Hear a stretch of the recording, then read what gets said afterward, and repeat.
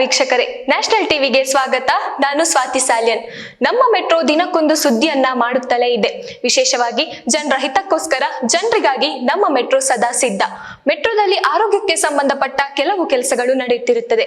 ಅದೇ ರೀತಿ ಮಾನವನ ಹೃದಯವನ್ನ ಸಾಗಿಸುವುದರಲ್ಲಿ ಮೆಟ್ರೋದ ಪಾತ್ರ ತುಂಬಾ ಮುಖ್ಯ. ಯಾಕಂದ್ರೆ ಇದೀಗ 5ನೇ ಬಾರಿಗೆ ನಮ್ಮ ಮೆಟ್ರೋ ಜೀವಂತ ಮಾನವನ ಹೃದಯವನ್ನ ಒಂದು ಆಸ್ಪತ್ರೆಯಿಂದ ಇನ್ನೊಂದು ಆಸ್ಪತ್ರೆಗೆ ಸಾಗಿಸುತ್ತಿರುವುದು.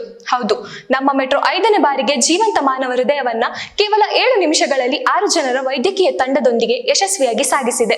ನಗರದ ಟ್ರಾಫಿಕ್ ಸಮಸ್ಯೆ ನಡುವೆ ಅಸ್ಟರ್ ಆರ್ವಿ ಆಸ್ಪತ್ರೆಯಿಂದ ನಾರಾಯಣ ಹೃದಯಾಲಯಕ್ಕೆ ಯೆಲ್ಲೋ ಲೈನ್ ಮೆಟ್ರೋ ಬಳಸಿ ಜೀವಂತ ಉಳಿಸುವ ಕಾರ್ಯ ಮಾಡಲಾಗಿದೆ. ನಗರದಲ್ಲಿ 5ನೇ ಬಾರಿ ಮೆಟ್ರೋ ರೈಲಿನ ಮೂಲಕ ಮಾನವನ ಜೀವಂತ ಹೃದಯವನ್ನ ಸುರಕ್ಷಿತವಾಗಿ ರವಾನೆ ಮಾಡುವಲ್ಲಿ ಅಧಿಕಾರಿಗಳು ಯಶಸ್ವಿಯಾಗಿದ್ದಾರೆ. ಕೇವಲ ಕಡಿಮೆ ಸಮಯದಲ್ಲಿ ಯೆಲ್ಲೋ ಲೈನಿನ ಮೆಟ್ರೋದಲ್ಲಿ ಹೃದಯವನ್ನ ರವಾನಿಸಲಾಗಿದ್ದು ಸುರಕ್ಷಿತವಾಗಿ ಹಸ್ತಾಂತರಿಸಲಾಗಿದೆ.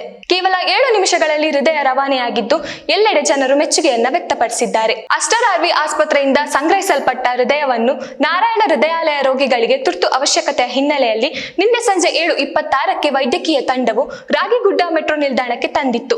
ಯೆಲ್ಲೋ ಲೈನ್ನ ರಾಗಿಗುಡ್ಡ ಮೆಟ್ರೋ ಸ್ಟೇಷನ್ ನಿಂದ ಬೊಮ್ಮಸಂದ್ರ ಮೆಟ್ರೋ ಸ್ಟೇಷನ್ ವರೆಗೆ ಕೇವಲ 7 ನಿಮಿಷಗಳಲ್ಲಿ ಒಟ್ಟು 15 ಮೆಟ್ರೋ ನಿಲ್ದಾಣಗಳನ್ನ ದಾಟಿ ಹೃದಯವನ್ನ ಸಾಗಿಸಲಾಯಿತು.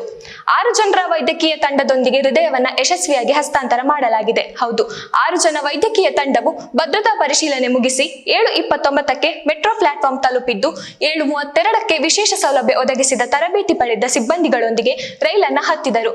ರೈಲು 7:39ಕ್ಕೆ ಬೊಮ್ಮಸಂದ್ರ ಮೆಟ್ರೋ ನಿಲ್ದಾಣ ತಲುಪಿದ ನಂತರ ಹೃದಯವನ್ನ ತಕ್ಷಣ ಆಂಬ್ಯುಲೆನ್ಸ್ಗೆ ಹಸ್ತಾಂತರಿಸಲಾಯಿತು.